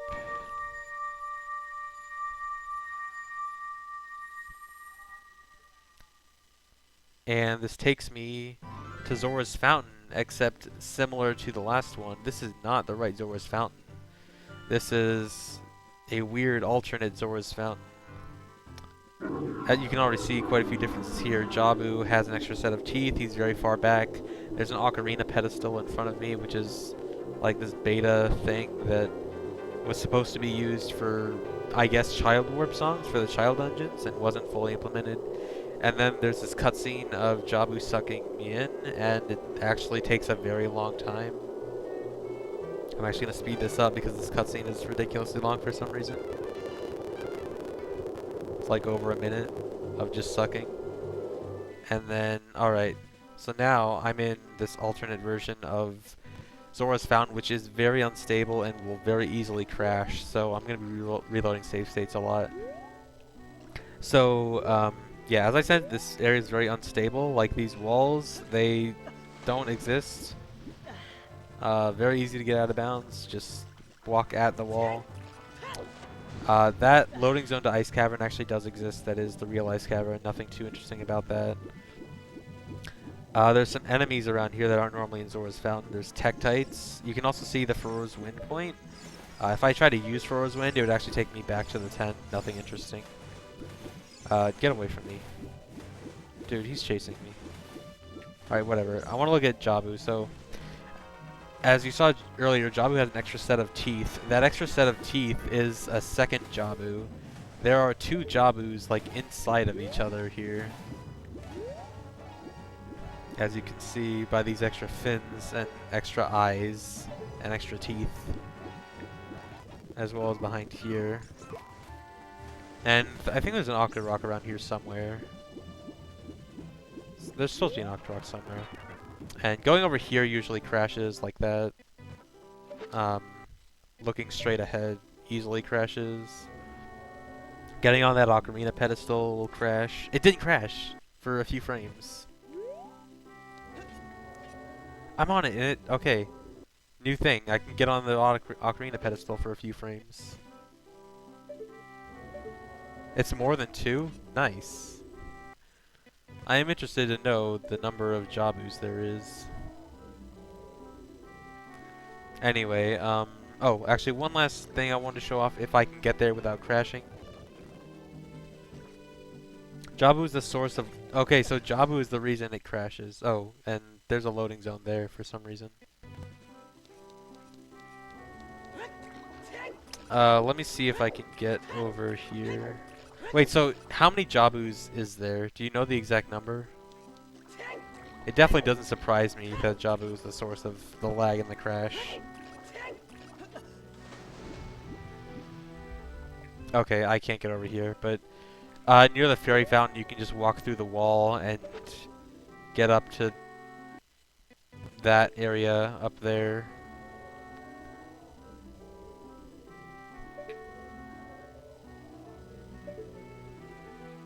But anyway, yeah, so really interesting area here. Dozens, nice. This seems like a very well-made area. I can see why they didn't use it. Why would they even put dozens of Jabus there, like even for testing? Well, is this some kind of lag test? 40, 60, or 80 Jabus, awesome. That's fantastic.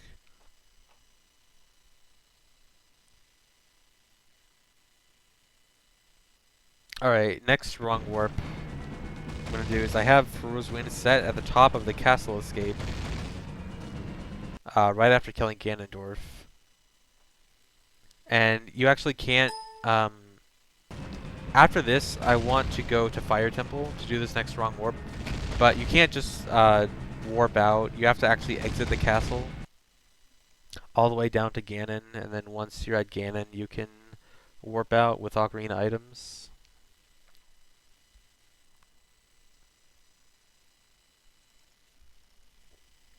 So then here, you just use Ocarina items. And play Bolero to get out of here. And then the actual wrong warp itself, I'm going to use the Fire Temple warp. Activate Farore's Wind.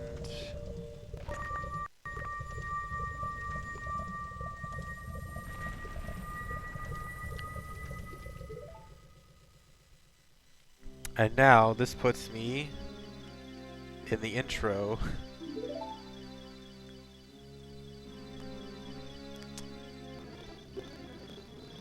Even while doing a glitch demonstration, I can't avoid the intro.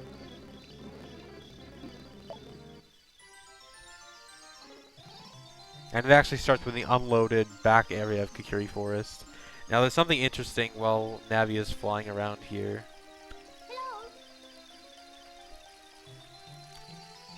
There's Link. Randomly in the intro. This is the run, everyone. And now here is adult Link laying in bed. Clearly too big for the bed. Now, the first time you enter your house after a wrong warp, you actually can use your items here, and you normally can't. So, wait first. You can do some cool stuff with items. You can shoot the camera. That's really all you can do, actually. But also, I'm gonna do a Hess here. Come on.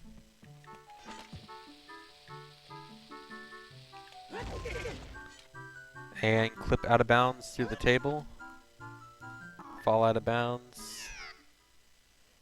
And I'm inside the table. Yeah. And this is how you get inside Link's table in his house. Oh, I actually just remembered something I didn't originally plan for, but I want to do. Let me do it. Where is a good save state for this?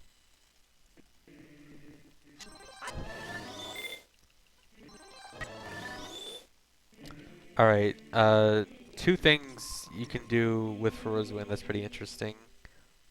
Actually, three things. There's one more thing I just remembered. If you set Farore's Wind here, outside the Temple of Time, and warp back to it, you can actually see this from a different camera angle, and you see, like, the way this area is actually made. It's really interesting. You get neat colors. And let me do it from the other entrance so you can see the other side.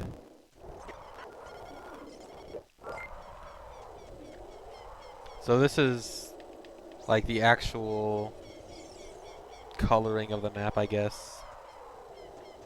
Can't screen transition, but it's pretty interesting. Where am I? Okay.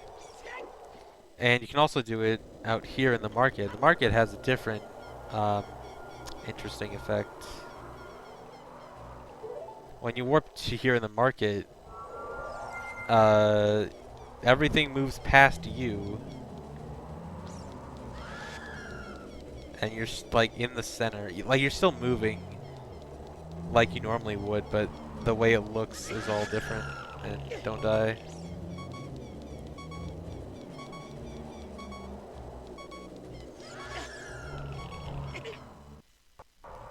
Alright, and one last thing. Over in Kakariko. Is this gonna trigger the Nocturne cutscene? Please don't trigger Nocturne. Okay, good. Wasn't sure if this file had Nocturne or not. Gonna set it in here. Wait, I can't do this, can I? This is gonna take too long. Yeah, this is gonna take too long. I'll save this for later. You can also set it in here, and then it looks... Actually, you know what? I have time. Whatever. Let's do this. I don't actually remember how to do this. Well, maybe I do. I don't know. We will see. I need to be able to actually use Farore's Wind in that area, and you normally can't. I think you set Farore's Wind here. And then...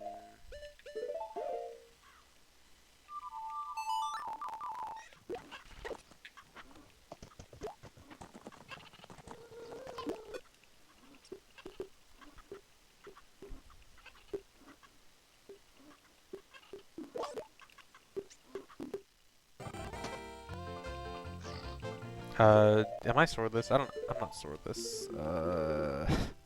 Alright, this is... Wait.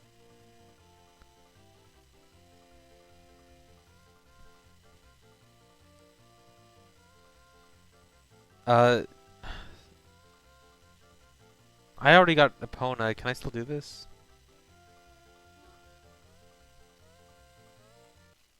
Oh? Wait, okay. Is there an easier way to do this, like, without... Wait, there's a cheat that... This cheat usually doesn't work, but let me try it. I died.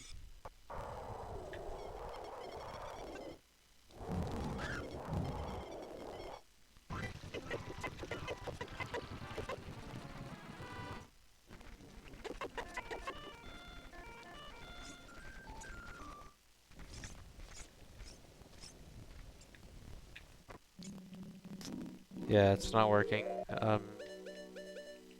Please? Please, work. I don't know why this cheat doesn't work.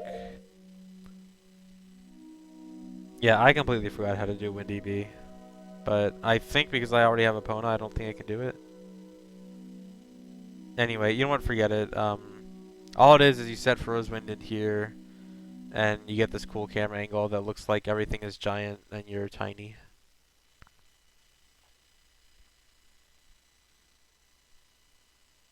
Anyway, let's just move on. Alright, so next wrong warp is another frozen timer wrong warp. This time my last exit is going to be this, that exit from the fortress. Gonna go up here and get on Epona.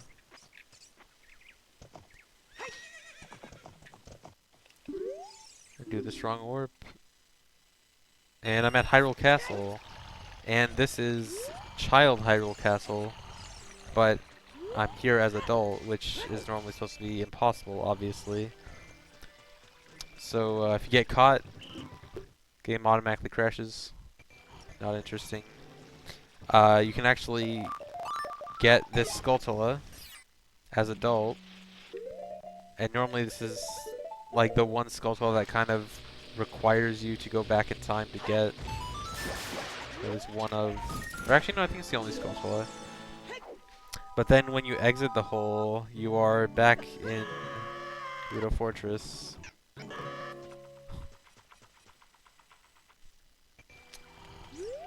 Now, you can also go visit Zelda and pretend you can do this without cheats, with just hovering, but pretend I just did a bomb hover up here.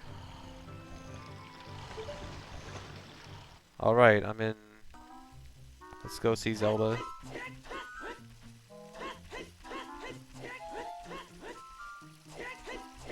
Please don't get caught.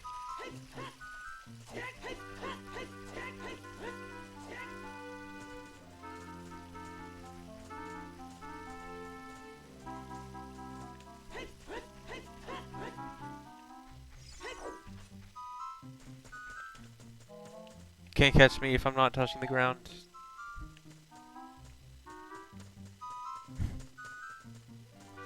Alright, sick guards. And here is Zelda, meeting Zelda as adult Link.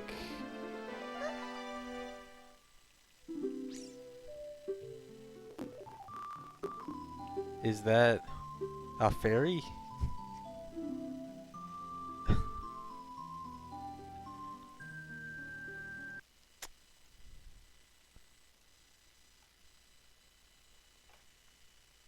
And now for the last trick, or I guess second last trick, because there's one bonus one I have to switch ROMs for.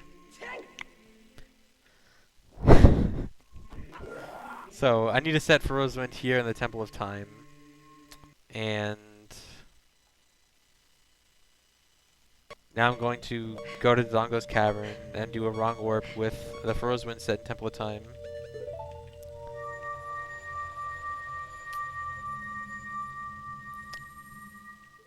Do the wrong warp.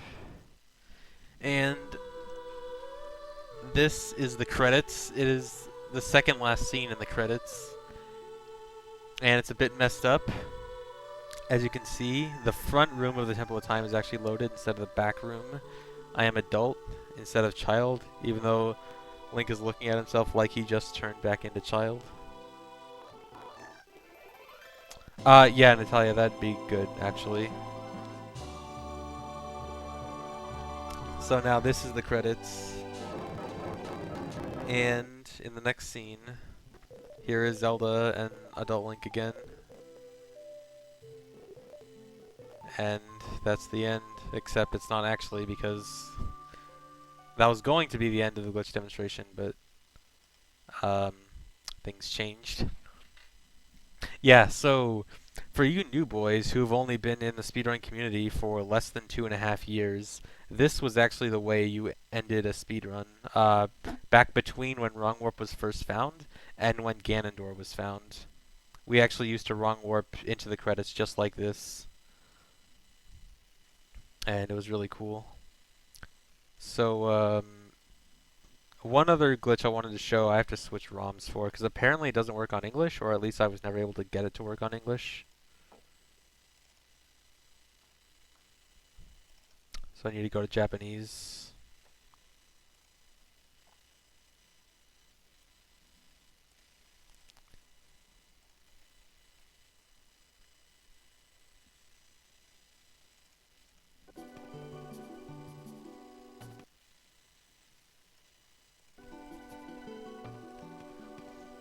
Alright, so, oh, let me download this thing.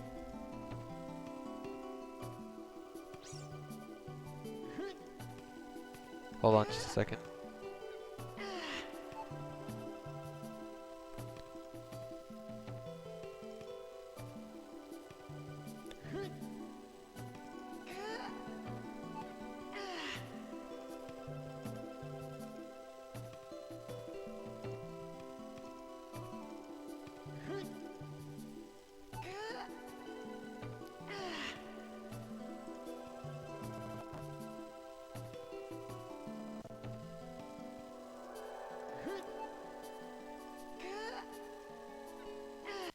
Okay, anyway, I need to go do the frozen timer that I did earlier. Actually, wait, I need to do this at... I'm dumb, hold on.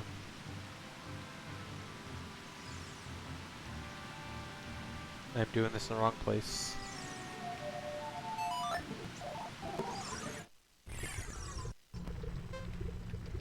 I did this... I am dumb and did this wrong. Come on, pause. I need a frame perfect pause here. Oh my god. Let me just reload the save state, because I did this wrong.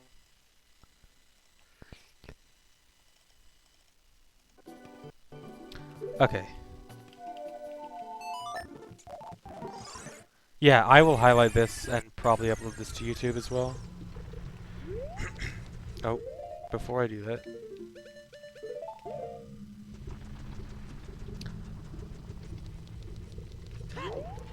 So here I'm going to freeze the timer again, and then I'm going to die and be revived by a fairy.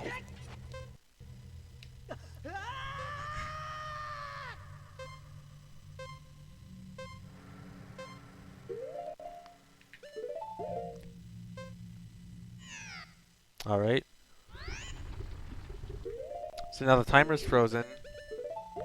Gonna switch to Kakiri Tunic, die, be revived by a fairy. Timer starts again. Switch to Goron Tunic, the expiration timer starts again. But it's not quite right. I now have this is all go timer. And it just keeps sort of counting down.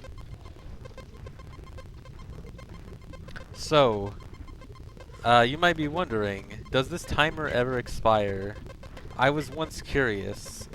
So one time I did this glitch. I left my emulator on like 600 times speed, like it is right now.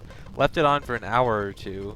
It still didn't expire. I decided to leave it on overnight, and when I woke up, it did expire. So this does expire, but the timer is extremely, extremely long.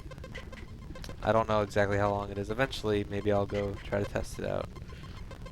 But yes, this timer is very long. And the zero has disappeared. It goes through lots of different cycles of like the kind of things that shows on the timer.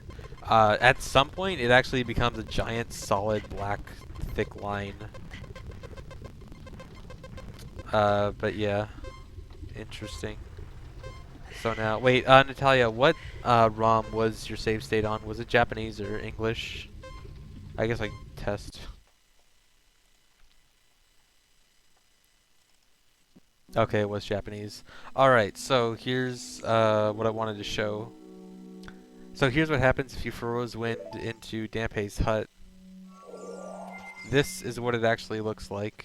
This is the model for it. Looks neat, I guess.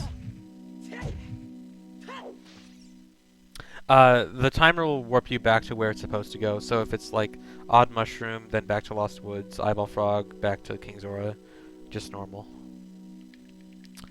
So yeah, this is Dampe's hut with Farores Wind. Oh, dude, this is, isn't this the model for the shop? The bazaar? I think? I think it is. I'm not sure. Whatever. Anyway, yeah. That is the end of the glitch exhibition. I'm hoping you all enjoyed it. Now, before you go, you all have one important thing you need to do for me.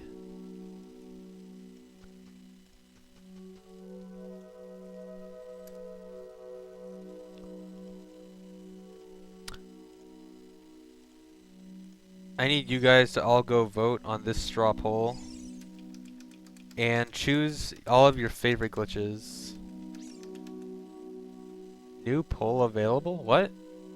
Oh, that's just an add-on. Okay. So yeah, everyone go vote on that straw poll. I want to see what you guys thought of it and what your favorite tricks were. Ass chest is of course in the lead. That's not a surprise.